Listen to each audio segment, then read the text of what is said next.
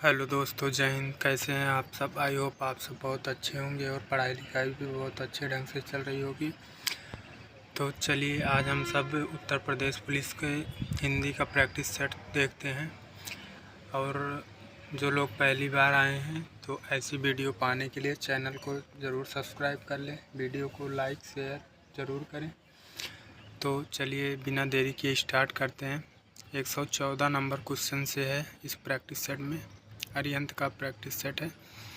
तो 114 number question है कि निम्नलिखित प्रश्न में 4 विकल्पों में से दिए गए शब्द के सही समास वाला विकल्प चुनिए। चक्रधर, चक्रधर में क्या करना है? सही समास वाला विकल्प चुनना है। तो चक्रधर का सही समास विग्रह होगा चक्र धारण किया है जिसने, ऑप्शन नंबर सी। तो आगे देखते हैं कि चक्रधर का सही समास विग्रह होगा चक्र धारण। चक्र धारण किया है जिसने अर्थात श्री कृष्ण। यहाँ बहुब्रीहि समास है। बहुब्रीहि समास में दोनों पद प्रधान ना होकर अन्य पद प्रधान होता है, यानी कि तीसरा पद प्रधान होता है, दोनों पद प्रधान नहीं होते। चक्रधर शब्द में पूर्व पद चक्र तथा उत्तर पद धर दोनों प्रधान न होकर अन्य पद श्री कृष्ण प्रधान है। चलिए थोड़ा स्पीड में चलेंगे, नहीं तो वीडियो बहुत लंबी हो जाती है। 115 नंबर देखते हैं। निम्नलिखित प्रश्न में 4 विकल्प दिए गए हैं जिसमें से उस विकल्प का चयन करें जो शब्द वाक्य का सबसे अच्छा एक शब्द विकल्प है। रात में घूमने वाला को क्या कहते हैं? तो रात में घूमने वाला को निशाचर कहते हैं, ऑप्शन नंबर सी। रात में घूमने वाला वाक्यांश के लिए एक शब्द होगा निशाचर। अन्य विकल्पों में है जो भ्रमण के योग्य हो तो उसको भ्रमणीय कहेंगे, तप करने वाला तपस्वी कहेंगे। आगे देखते हैं कि जो कभी बूढ़ा ना हो उसको अजर कहते हैं। चलिए 116 नंबर क्वेश्चन देखते हैं कि निम्नलिखित प्रश्न में 4 विकल्प दिए गए हैं जिनमें से एक शब्द दिए गए अनेकार्थी शब्द का एक अर्थ है, उस शब्द को चुने। मुद्रा का कौन अर्थ होगा? मुद्रा का अर्थ रूप होगा, ऑप्शन नंबर ए। मुद्रा के अनेकार्थी शब्द होते हैं रूप, मोहर, आकृति, धन, सिक्का, अंगूठी आदि। अन्य विकल्पों में भाग का हिस्सा, भाग का समानार्थी शब्द अनेकार्थी शब्द होता है हिस्सा, विभाजन, भाग्य, अंश आदि। पर्वत का अनेकार्थी, नाग का अनेकार्थी शब्द होता है, नाग का अनेकार्थी शब्द क्या होता है? पर्वत। गोद, गोद अंग का अनेकार्थी शब्द होता है।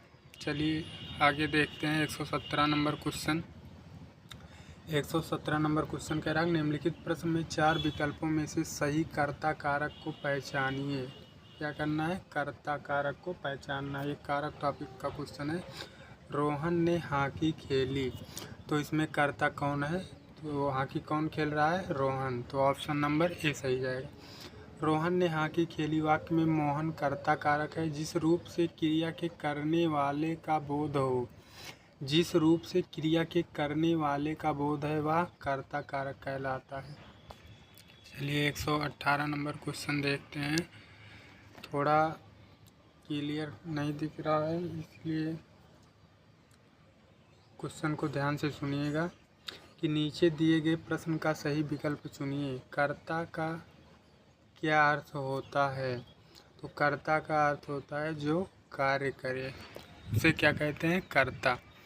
119 नंबर क्वेश्चन देखते हैं कि निम्नलिखित प्रश्न में 4 विकल्पों में से दिए गए वाक्य का सही काल वाला विकल्प पहचानिए। आज वर्षा होगी, आज वर्षा होगी तो इसमें भविष्य के बारे में बता रहा है, मतलब आज तुरंत के नहीं कह रहा कि तुरंत प्रेजेंट टाइम में होगा, कह रहा आज वर्षा होगी मतलब आने वाले समय। तो इसमें चारों ऑप्शन गलत हैं। इसमें संभाव्य भविष्य काल होगा।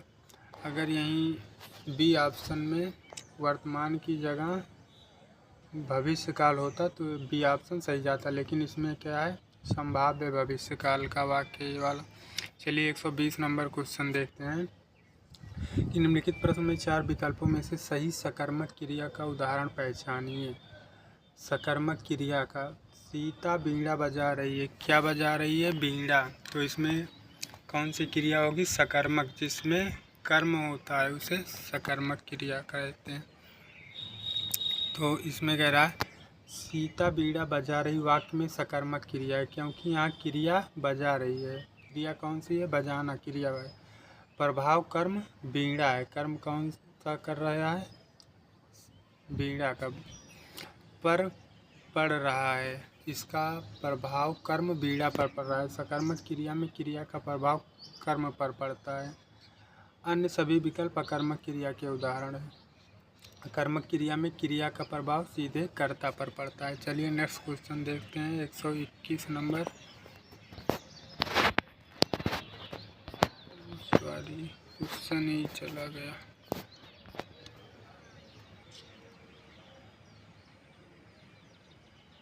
तो चलिए, थोड़ी सी प्रॉब्लम हो गई थी, अब आगे देखते हैं। क्वेश्चन हट गया था, तो 121 नंबर से देखते हैं कि निम्नलिखित प्रश्न में 4 विकल्प दिए गए हैं, जिनमें से उस विकल्प का चयन करो जो दिए गए शब्द का सही पुल्लिंग है। तो सामग्री का पुल्लिंग ढूंढना। तो सामग्री का पुल्लिंग सम्राट होगा। सामग्री स्त्रीलिंग शब्द है, जिसका पुल्लिंग शब्द सम्राट है। 122 नंबर क्वेश्चन देखते हैं। नीचे दिए गए शब्द का सही बहुवचन वाला रूप वाला विकल्प पहचानिए। चिड़िया का बहुवचन क्या होगा? तो चिड़िया का बहुवचन चिड़िया होगा। चिड़िया का बहुवचन चिड़िया होगा, ऑप्शन नंबर ए। चलिए आगे देखते हैं। 123 नंबर क्वेश्चन। निम्नलिखित प्रश्न में 4 विकल्पों में से उस सही विकल्प का चयन करें। जो वर्ण स्वर की सहायता से बोले जाएं उन्हें क्या कहा जाता है? व्यंजन कहा जाता है। और जो बिना व्यंजन की सहायता से बोले जाएं उन्हें, जो वर्ण स्वर की सहायता से बोले जाते हैं उन्हें व्यंजन कहते हैं। तथा स्वर उन ध्वनियों को कहते हैं जो बिना किसी अन्य वर्ण की सहायता से बोले जाते हैं। जो बिना किसी अन्य वर्ण की सहायता से बोले जाते हैं उन्हें स्वर कहा जाता है। जो वर्ण स्वर की सहायता से बोले जाते हैं उन्हें व्यंजन कहा जाता है। वर्णमाला में 11 स्वर आ ई उ री ए ऐ ओ को छोड़कर तथा अंक आ को छोड़कर अन्य वर्ण व्यंजन होते हैं। अगर पूछ लिया जाए कि हिंदी वर्णमाला में कितने स्वर हैं, तो कितने हैं? 11। अगर कुल पूछ लेगा तो 13। दोनों में डिफरेंस है। बहुत से लोग अक्सर ये ऐसे क्वेश्चन को गलत कर देते हैं। तो चलिए ध्यान दीजिएगा, कुल अगर पूछेगा कुल स्वर 13। अगर पूछ लेगा कि मूलतः हिंदी वर्णमाला में स्वर कितनी है, तो 11। चलिए 124 नंबर क्वेश्चन देखते हैं, क्या कह रहा है कि निम्नलिखित प्रश्न में 4 विकल्पों में से उस विकल्प का सही चयन करें जो बताता है कि व्यंजन को स्वर रहित दिखाने के लिए किस चिन्ह का प्रयोग किया जाता है। तो हलंत का प्रयोग किया जाता है। व्यंजन को स्वर रहित दिखाने के लिए हलंत या हल चिन्ह का प्रयोग किया जाता है। अन्य विकल्पों में अनुस्वार का उच्चारण नाक से होता सभी पंचमा अक्षर अंगा इया अड़ा नामा अनुस्वार होते हैं, इसका चिन्ह से होता है। ऐसे जैसे अंग कंस आदि। अनुनासिक ध्वनि का उच्चारण मुंह व नाक दोनों से होता है। इसके ऊपर चंद बिंदु का प्रयोग होता है, जैसे चांद अंधेरा आदि। चलिए आगे देखते हैं 125 नंबर कि निम्नलिखित प्रश्न में 4 विकल्पों में से संज्ञा शब्द से बनने वाला सही विशेषण शब्द वाला विकल्प चुनिए। शक्ति का मतलब शक्ति शब्द से कौन सा विशेषण बनेगा? शक्ति शब्द से शक्तिशाली शब्द बनेगा। शक्ति क्या है? संज्ञा है, उससे बनने वाला विशेषण शक्तिशाली, ऑप्शन नंबर बी। तो शक्ति शब्द संज्ञा है जिसका विशेषण शक्तिशाली होगा। विशेषण शब्द संज्ञा व सर्वनाम शब्दों की विशेषता बताते हैं, अन्य विकल्प असंगत। चलिए नेक्स्ट क्वेश्चन देखते हैं। 126 नंबर। 126 नंबर क्वेश्चन क्या कह रहा है कि निम्नलिखित प्रश्न में दिए गए विकल्पों में से रेखांकित शब्द के आधार पर सर्वनाम के सही भेद को पहचानिए। तो कोई आपसे मिलने आया है, कोई आपसे मिलने आया, तो इसमें कुछ कंफर्म नहीं है, अनिश्चित है, तो ऑप्शन नंबर ए सही होगा। 126 नंबर। कोई आपसे मिलने आया वाक्य में कोई अनिश्चयवाचक सर्वनाम है।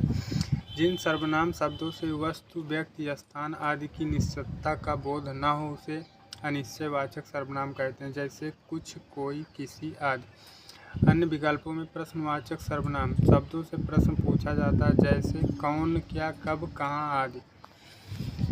संबंधवाचक सर्वनाम का प्रयोग किसी वस्तु या व्यक्ति का संबंध बताने के लिए किया जाता है, जैसे जैसी करनी वैसी भरनी।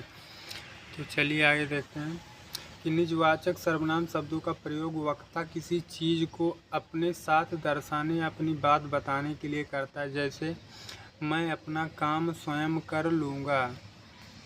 मैं अपना काम स्वयं कर लूँगा, इसमें निजवाचक सर्वनाम है। चलिए 127 नंबर क्वेश्चन देखते हैं। थोड़ा स्पीड में चल रहे हैं, वीडियो लॉन्ग हो जाती है इसलिए। अयोध्या सिंह उपाध्याय हरिऔध जी की प्रसिद्ध रचना कौन सी है? तो कौन सी है? प्रिय प्रवास, ऑप्शन नंबर बी। प्रिय प्रवास अयोध्या सिंह उपाध्याय हरिऔध जी का प्रसिद्ध महाकाव्य। इसकी रचना वर्ष 1909 से 1913 तक हुई। तो झरना किसकी रचना है? जयशंकर प्रसाद। प्रेम प्रलाप भारतेंदु हरिश्चंद्र। अंधा युग धर्मवीर भारती जी की रचना है। 128 नंबर क्वेश्चन देखते हैं। निम्नलिखित प्रश्न में 4 विकल्पों में से उस विकल्प का चयन करें जो बताता है कि फणीश्वर नाथ रेणु द्वारा रचित उपन्यास कौन सी है? तो मैला आंचल। बहुत ही इम्पोर्टेंट क्वेश्चन है। तो आगे देखते हैं। मैला आंचल फणीश्वर नाथ रेणु का आंचलिक उपन्यास है। इसमें रेणु जी ने उत्तर पूर्वी बिहार के एक पिछड़े ग्रामीण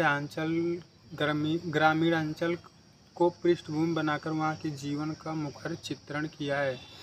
तो मधुशाला किसकी रचना है? हरिवंश राय बच्चन की। बहुत ही ज़्यादा इम्पोर्टेंट। मुद्रा राक्षस विशाख दत्त, ये भी। मृगनयनी वृंदावन लाल वर्मा, ये भी बहुत ही इम्पोर्टेंट क्वेश्चन है। चलिए 129 नंबर क्वेश्चन देखते हैं कि निम्नलिखित प्रश्न में 4 विकल्पों में से उस सही विकल्प का चयन करें जो बताता है कि इनमें से कौन सी मीराबाई द्वारा रचित नहीं है। तो इसमें सही ऑप्शन नहीं दिया। गीत गोविंद जयदेव द्वारा रचित अन्य विकल्पों में राग गोविंद तथा राग सोरठ के पद मीराबाई तथा वैदेही बनवास अयोध्या सिंह उपाध्याय हरिऔध द्वारा रचित तथा ये प्रश्न गलत है। तो चलिए आगे देखते हैं 130 नंबर क्वेश्चन। माखनलाल चतुर्वेदी को किस रचना के लिए साहित्य अकादमी पुरस्कार दिया गया था? तो Himtarangini, option number A. Himtarangini Makhanlal Chaturvedi ji का प्रसिद्ध काव्य संग्रह, जिसके लिए उन्हें 1955 में साहित्य अकादमी पुरस्कार मिला था। चलिए एक गद्यांश वाला क्वेश्चन आ गया, इसको पढ़ते हैं। क्या कह रहा है कि नीचे दिए गए गद्यांश के बाद 5 प्रश्न 131 से 135 दिए गए हैं। इस गद्यांश को ध्यानपूर्वक पढ़ें और विकल्पों में से प्रत्येक प्रश्न का सर्वोत्तम उत्तर चुनें। तो कुछ लोग गद्यांश को स्किप कर देते हैं, तो ऐसी गलती ना करें, क्योंकि यहाँ से 5 नंबर तो कन्फर्म ही रहता है। 4 से 5 नंबर अगर एक गद्यांश ठीक से पढ़ लिए और एग्ज़ाम में आ गया तो 5 नंबर फिक्स है। चलिए आगे पढ़ते हैं। पारखी डॉक्टर बोगल ने यूं ही चंबा को अचंबा नहीं कह डाला था, और इसमें सैलानी भी इस नगरी में यूं ही नहीं खींचे चले आते हैं। चंबा की वादियों में ऐसा कोई सम्मोहन जरूर है जो सैलानियों को मंत्रमुग्ध कर देता है, और वे बार बार यहाँ दस्तक देने चले आते हैं। जहाँ मंदिर में उठती स्वर लहरियाँ परिवेश को आध्यात्मिक बनाती, वहीं रावी की नदी की मस्त रवानगी और पहाड़ों से आती शीतल हवा के झोंके सैलानियों को ताजगी का एहसास कराते हैं। चंबा का इतिहास, कला, धर्म और पर्यटन का मनोहारी मेल है, और चंबा के लोग अलमस्त फक्कड़ तबीयत के। चंबा की पहाड़ियों को ज्यों ज्यों हम पार करते हैं, आश्चर्यों के कई द्वार सामने खुलते चले जाते हैं। प्रकृति अपने दिव्य सौंदर्य को झलक दिखलाती है। चंबा के सौंदर्य को आत्मसात करने के बाद डॉक्टर बोगल ने इसे चंबा कहा होगा। चंबा का यह सौभाग्य रहा कि उसे एक से बड़ा कलाप्रिय, धार्मिक और जनसेवक राजा मिलता है। जनसेवक राजा मिला। इन राजाओं के काल में न सिर्फ यहाँ की लोक कलाएँ फली फूली, अपितु इनकी ख्याति चंबा की सीमाओं को पार करके पूरे भारत में फैली। इन कलाप्रिय नरेशी में राजा श्री सिंह 1844, राजा राम सिंह 1873 व राजा भूरी सिंह 1904 के नाम विशेष रूप से उल्लेखनीय। वास्तुकला हो या भित्ति चित्रकला, मूर्तिकला हो या काष्ठ कला, जितना प्रोत्साहन इन्हें चंबा में मिला, शायद ही अन्यत्र कहीं मिला हो। चंबा की कलम शैली ने अपनी पहचान विशेष बनाई है। किसी घाटी की ऊंचाई पर खड़े होकर तो समूचा चंबा शहर भी किसी अनूठी कलाकृति जैसा ही लगता है। तो चलिए पहला क्वेश्चन देखते हैं, 131 से 135 तक है। तो पहला क्वेश्चन क्या कह रहा है कि चंबा का इतिहास धर्म और पर्यटन का कैसा मेल है। तो मन को हरने वाला है। चंबा का इतिहास धर्म पर्यटन मन को हरने वाला मेल है। चंबा की वादियाँ सैलानियों को मंत्रमुग्ध कर देती हैं। चलिए 132 नंबर क्वेश्चन देखते हैं कि डॉक्टर बोगल ने चंबा को अचंबा कब कहा। तो वहाँ के अनुभव के बाद ऑप्शन नंबर बी सही जाएगा। डॉक्टर बोगल ने चंबा के सौंदर्य को आत्मसात करने के बाद इसे चंबा कहा है। यहाँ के सौंदर्य का अनुभव करने के बाद ही डॉक्टर बोगल ने चंबा के विषय में ऐसा कहा था। तो 133 नंबर क्वेश्चन है, चंबा को सौभाग्यशाली क्यों कहा गया है। राजा के कारण। ऑप्शन नंबर ए सही जाएगा। चलिए 134 नंबर क्वेश्चन देखते हैं। 134 नंबर क्वेश्चन क्या कह रहा है कि चंबा की किस शैली ने अपनी पहचान बनाई है। तो चंबा की कलम शैली। ऑप्शन नंबर सी ने अपनी खास पहचान बनाई है। 135 नंबर क्वेश्चन है कि वशीकृत शब्द का समानार्थी शब्द अनुच्छेद में से पहचानिए। तो ऑप्शन नंबर बी मंत्रमुग्ध। वशीकृत शब्द का समानार्थी शब्द है मंत्रमुग्ध। Option number B. तो 136 नंबर क्वेश्चन देखते हैं। निम्नलिखित प्रश्न में 4 विकल्पों में से उस सही विकल्प का चयन करें जो दिए गए पद के उचित अलंकार रूप का सबसे अच्छा विकल्प है। भिखारिन को देखकर पट देत बार बार, इसमें कौन सा श्लेष अलंकार, यानी कि ऑप्शन नंबर ए सही जाएगा। भिखारिन को देखकर पट हो देत बार बार। पंक्ति में पट शब्द के 2 अर्थ हैं। श्लेष मीन्स होता है क्या, चिपका हुआ। तो पट का अर्थ 2 है, वस्त्र और दरवाजा। आता इस पंक्ति के 2 अर्थ निकल सकते हैं। भिखारिन को देखकर बार बार वस्त्र दिए या भिखारिन को देखकर बार बार दरवाज़ा बंद किया, इसलिए यहाँ श्लेष अलंकार होता है। जहाँ किसी शब्द का एक बार ही प्रयोग हुआ है लेकिन उसके एक से अधिक अर्थ निकलते हैं, वहाँ श्लेष अलंकार होता है। 137 नंबर क्वेश्चन है। निम्नलिखित प्रश्न में 4 विकल्पों में से उस सही विकल्प का चयन करें जो रेखांकित शब्द के सही अव्यय का भेद हो। सबने उसे बुरा कहा लेकिन वह अच्छा बना। इसमें क्या कहा है कि रेखांकित शब्द के सही अव्यय का भेद बताइए। लेकिन के नीचे रेखांकित मतलब लेकिन रेखांकित शब्द है, तो इसमें हो जाएगा समुच्चय बोधक अव्यय।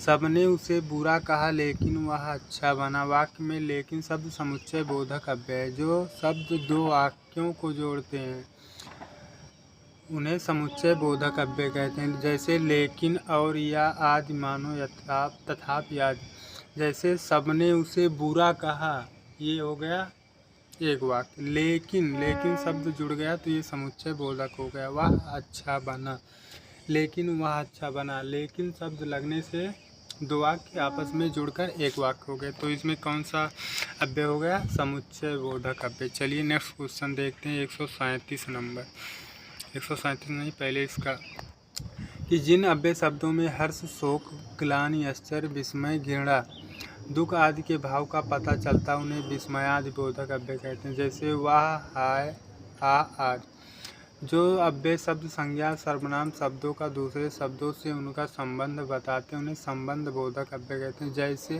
के बाद, के बिना, के पहले आदि।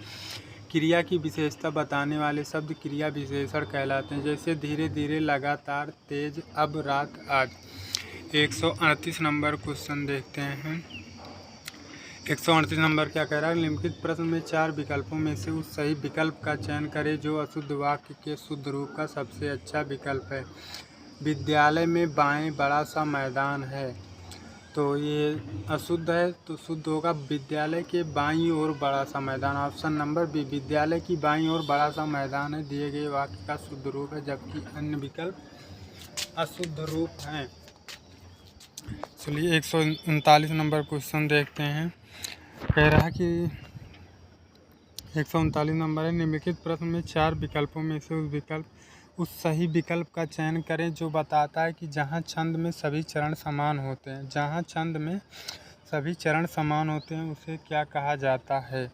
तो उसे सममात्रिक, सम मतलब समान होता है, और जिस छंद में सभी चरण समान होते हैं वह सममात्रिक छंद होता है। जहाँ छंद के सभी चरण समान होते हैं उसे सममात्रिक छंद कहते हैं। अन्य विकल्पों में जहाँ चरणों में 2 चरण से ज़्यादा यानी 6 चरण हो और वे एक समान न हो उसे विषम मात्रिक कहते हैं। जहाँ चरणों में 2 चरण से ज़्यादा यानी 6 चरण हो और वे एक समान ना हो उसे विषम मात्रिक छंद कहते हैं।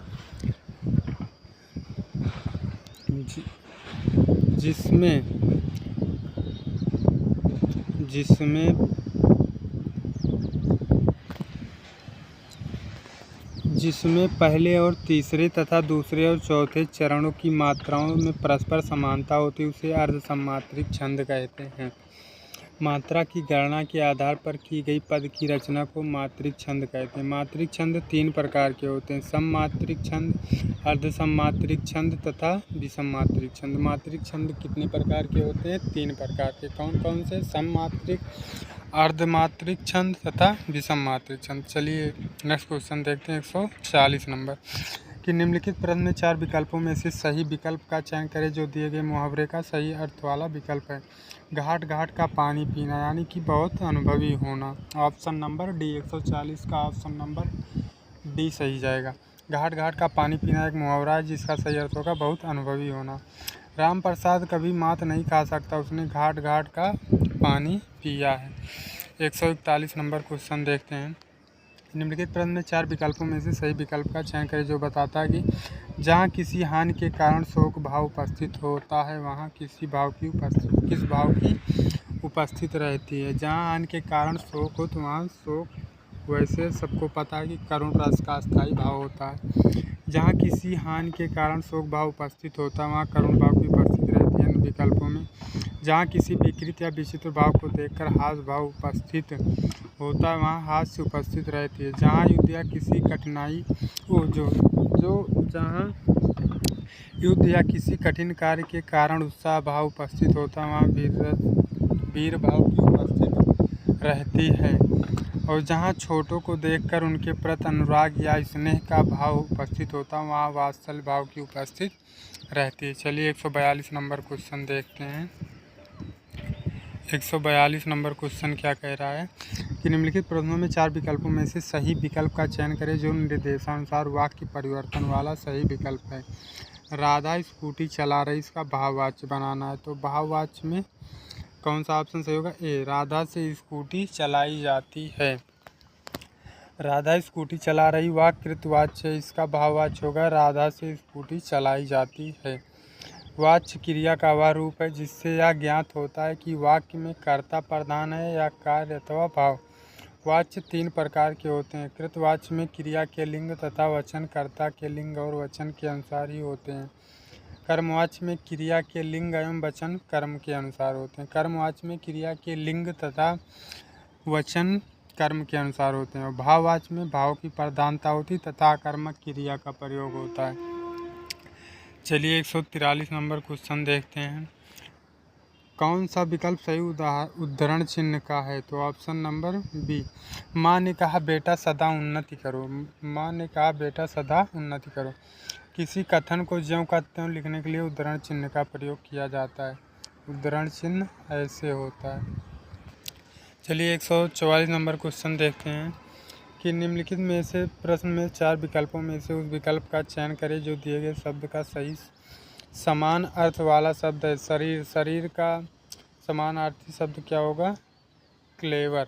ऑप्शन नंबर ए सही जाएगा।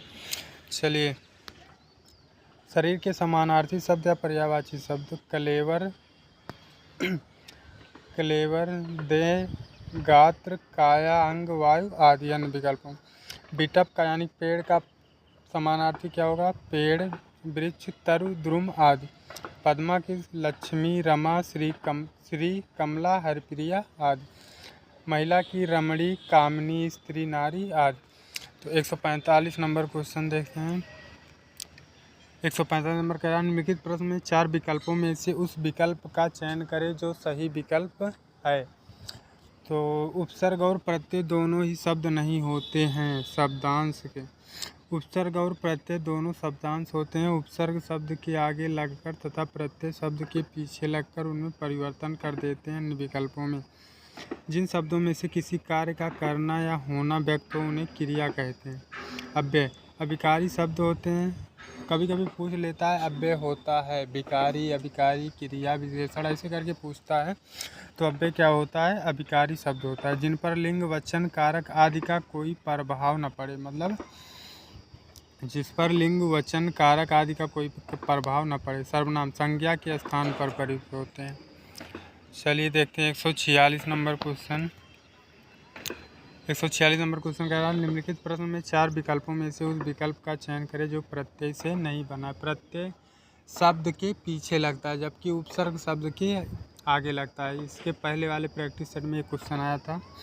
तो इसमें होगा परिचय। परिचय शब्द में उपसर्ग प्रत्यय नहीं लगा है। परि प्लस चय, यहाँ पर उपसर्ग है अतः इस शब्द में प्रत्यय का प्रयोग नहीं है। प्रत्यय किसी शब्द के अंत में लगकर उसके अर्थ में परिवर्तन करते हैं। इन विकल्पों में शिष्य प्लस आ, शिष्या।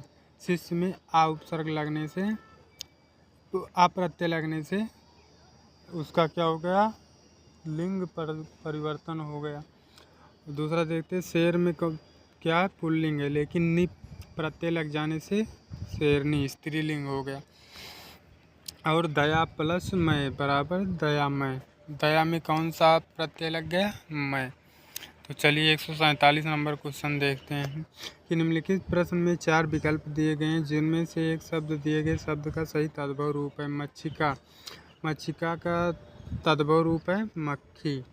तो मक्षिका शब्द तत्सम शब्द है जिसका तद्भव रूप मक्खी होगा। मोर का तत्सम मयूर, भौरा का बरमर, मेढक का तत्सम मंडूक होगा। चलिए 148 नंबर क्वेश्चन देखते हैं।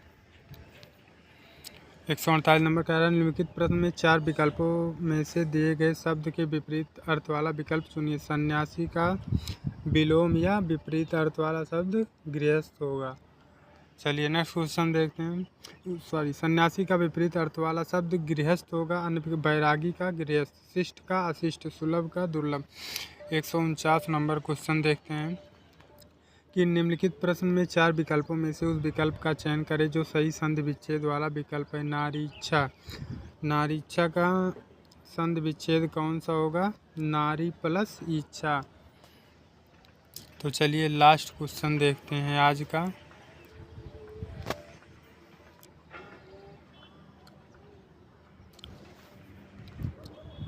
150 नंबर क्वेश्चन। निम्नलिखित प्रश्न में 4 विकल्प दिए गए हैं जिसमें से उस विकल्प का चयन करें जो शब्द का सबसे अच्छा विकल्प है। नियत। नियत का कौन सा समानार्थी शब्द है? तो इसका इच्छा हो जाएगा। ऑप्शन नंबर बी, नियत का समानार्थी इच्छा होगा। अन्य विकल्प असंगत है। तो आप सबको वीडियो देखने के लिए बहुत बहुत धन्यवाद। ऐसी डेली वीडियो पाने के लिए चैनल को सब्सक्राइब, वीडियो को लाइक शेयर ज़रूर कर लें और दोस्तों के साथ शेयर ज़रूर करें। तो चलिए बहुत बहुत धन्यवाद आप सभी का।